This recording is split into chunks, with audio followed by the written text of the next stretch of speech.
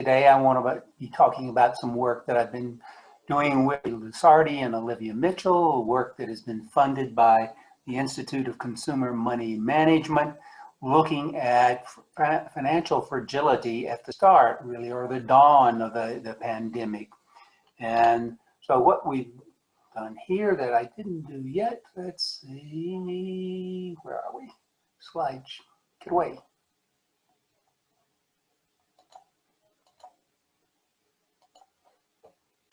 So, sorry. So we're going to be looking at some data from the spring of 2020. If you remember, at that moment, we had really a full decade of sustained economic growth, historic low unemployment rates, especially for minorities. And so economic fragility, measured by a variety of different measures, had actually declined relative to the last 2 or 3 years. In 2020 February, we started to see the economic impact of the pandemic spreading across the country. Unemployment rates soared just between February and March, substantial increases. And then at that moment, Congress acted, and we had the CARES Act that produced a fairly large or substantial infusion of money to families targeted at lower income families to try to offset the decline in income and loss of employment. So we partnered with the Understanding in America study and interviewed individuals aged 45 to 75. The study, conducted between the end of April and the middle of May, had about 3,000 surveys.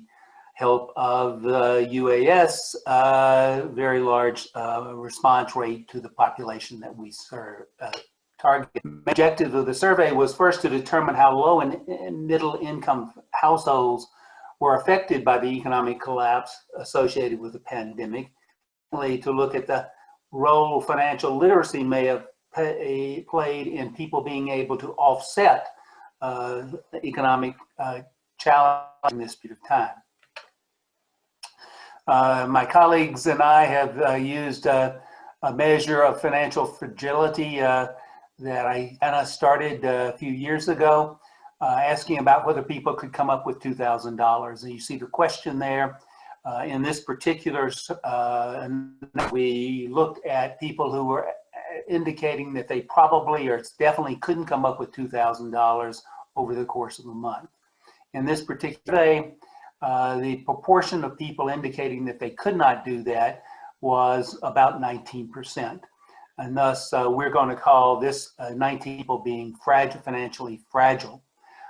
We obviously find that financial literacy is significantly related to fragility. And so, again, many of you may be aware of the work that Anna and Olivia, and to some extent I, have used various questions.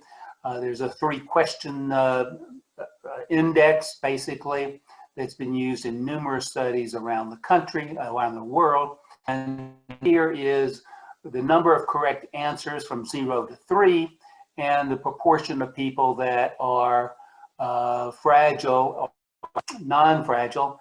And you can see that the financial literacy is measured by the ability to answer these 3 questions correct, is substantially different between those that are fragile and those that are not fragile, or those that can or cannot come up with $2,000. To further delve into this notion of financial fragility and the link to financial literacy, we developed a 12 financial index, which includes the 3 that we had before, but also a number of other questions looking at how do people use that financial information and make it's on insurance or banking accounts or other measures. And again, you can see that there's a substantial difference between the number of questions answered by those people that could or could not come up with the $2,000 measure. So beyond looking just at these there, we estimated a series of logit estimates on financial fragility. So that's the dependent variable is whether or not $2,000 or not. You can see some of the variables used in that analysis, and then we're going to show you some of the results, seeing marginal effects from the logit estimates. So first, one can see that fragility declines with age. So the omitted category here is 45 to 49. And so each additional age reduces the probability that people report being fragile. That's an interesting finding. And if you look at the least fragile age groups are the older people age 60 and over, or in our case, 60 to 70. That could well mean that these people are receiving government benefits like Social Security and Medicare and others that aren't affected, and maybe they're also receiving, if they were covered, an employer pension or drawing down of their other resources, where the young case being 45 to 59 are the ones that have been most likely to have been affected by the economic decline, loss of unemployment. Obviously, as we've seen in earlier reports today, fragility, whether it's can you buy sufficient or other types of consumer goods, is a function of income. We knew that, and we can see here that in this study, as you get the ability to come up with $2,000 increases sharply with income. Another factor that's mentioned in the earlier discussion is marital status, and here we're finding that the probability of reporting that they cannot dollars is much greater for people that are divorced or never married compared to the married categories. So we find that the greater financial literacy lowers the probability of being financially fragile. That's a long-term effect as well as a short-term effect. People saved over time to prepare for events like this, as well as how do they manage during the time of the events. So we know a lot of these people were getting from the federal government during this period of time, and how do they manage those resources? Some of these folks were getting checked and then using them or saving them in some cases. What we find is that in the three-person index, every additional correct answer probability of being unable to come up with $2,000 by about 2.1 percentage points. So if you went from no correct answers to 3 correct answers, you would have about a 6 point in the probability of being financially fragile. Using the 12 index, we again find the answer increases the probability of not being fragile by 1%. And if you add all that up, that would be 12 percentage points if you went from 0 to answering all of the 12 questions correctly.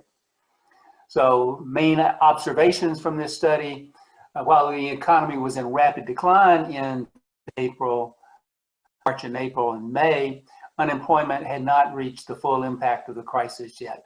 That was in part because people were just employed. They may still have the resources that they had before. Remember that this is coming after a decade of sustained economic growth.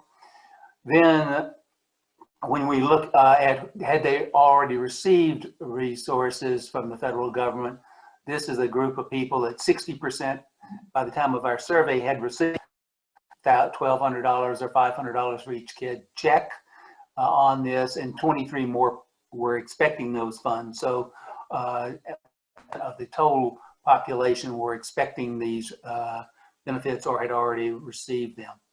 It's clear finding that it represents what has been done in this area before, that financial fragility is moderated, not eliminated, but moderated by financial literacy. Decline in the economic status of households over this time is likely much different now. We don't have that in our survey, so we'll be looking forward to learning more in the coming months. I should say also that our did, which is UAS 226, had a number of other questions, some of which had been discussed today in terms of ability to buy food, about whether they're better off in May or April or May versus the beginning of the year. We're still looking at many of those other questions as well.